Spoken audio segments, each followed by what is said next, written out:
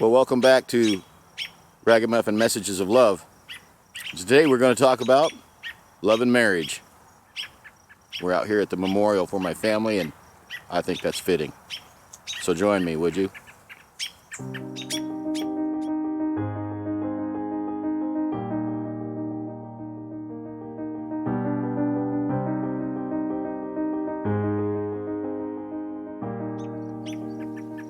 Well, welcome back. This is Randy, the Ragamuffin Piper. And we are going through the 7 types of love. And if you missed all 7 of them, I defined and kind of went over them a little bit in the first video in the episode 1 of Messages of Love. So go back and check out that video maybe before you come back and keep going on this one.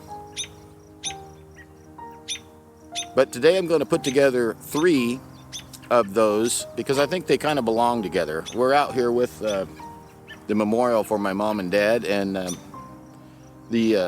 think the 3 types go together because they make up what a marriage that's enduring should look like, or may look like.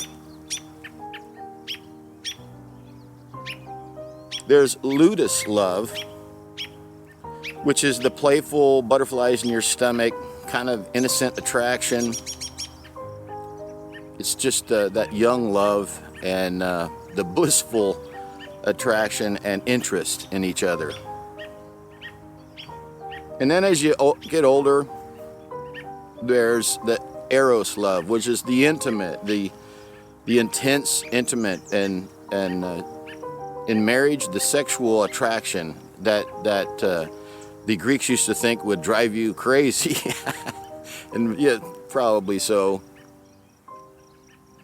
But it moves from lotus to eros. And eros lasts for years, I'm sure, for a lot of us.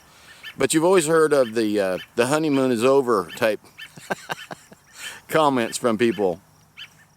Well, that might not be such a nice term, I guess. But eventually, if you're married long enough, you move on to the pragma love. Pragma love is that enduring love that only comes from a long-lasting relationship. And sometimes, the older we get, you know, we move into that where we love that person because of who they are and what they've become and what they mean to you and just all those things. So you have ludus love, eros love, and then it moves into pragma love.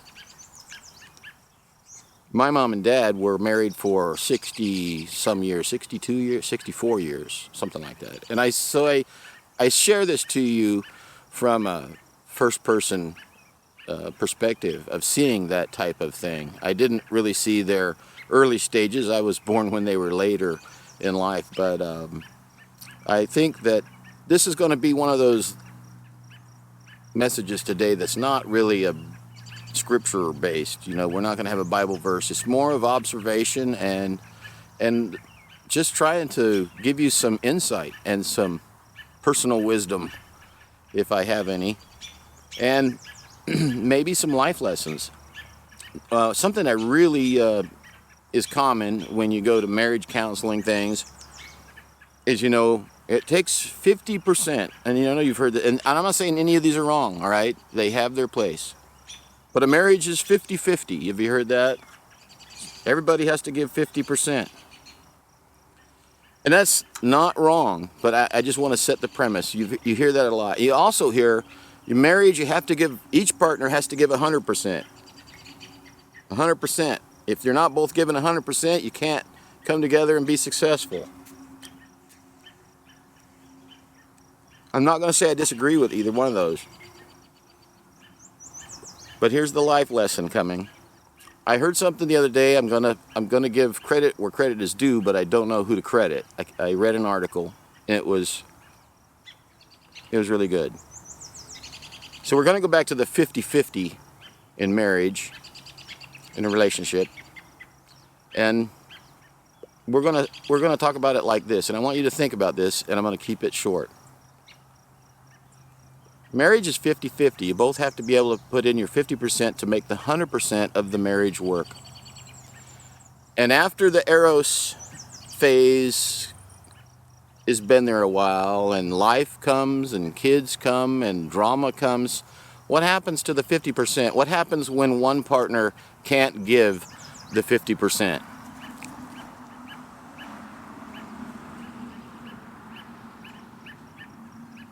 So here's the life lesson.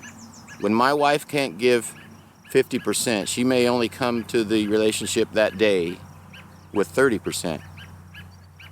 Then it's up to me to give 70. And some days I can't give more than 30%, and then she gives 70. Maybe you've had an ill spouse, such as I have. My wife had cancer, many of you know, and there were days and days and days where 10% was probably all she had to give, and I needed to find 90% for our children, for our house, for everything, for the relationship and the marriage.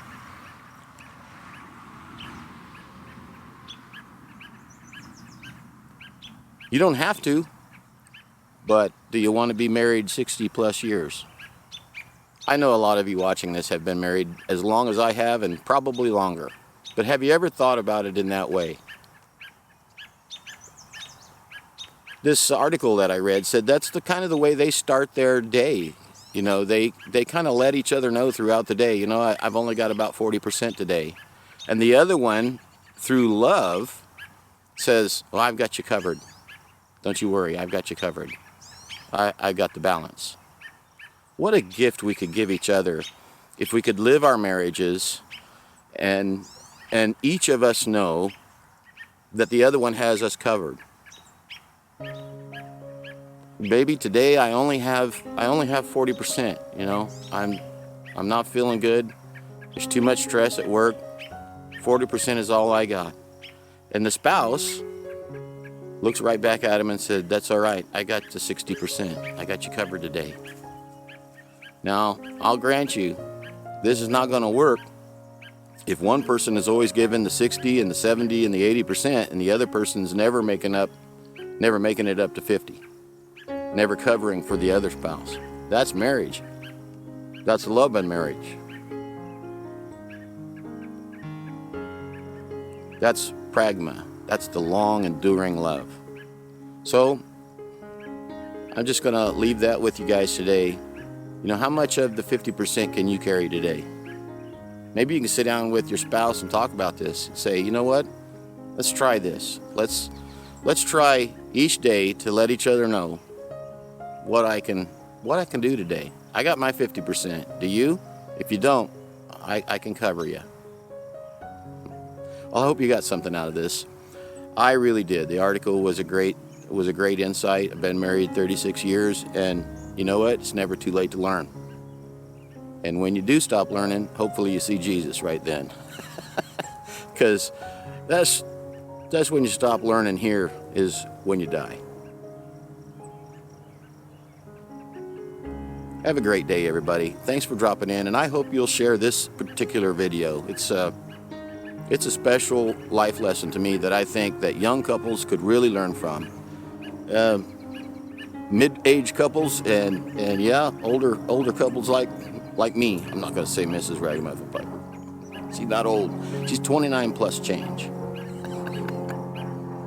I think we could all learn a new lesson.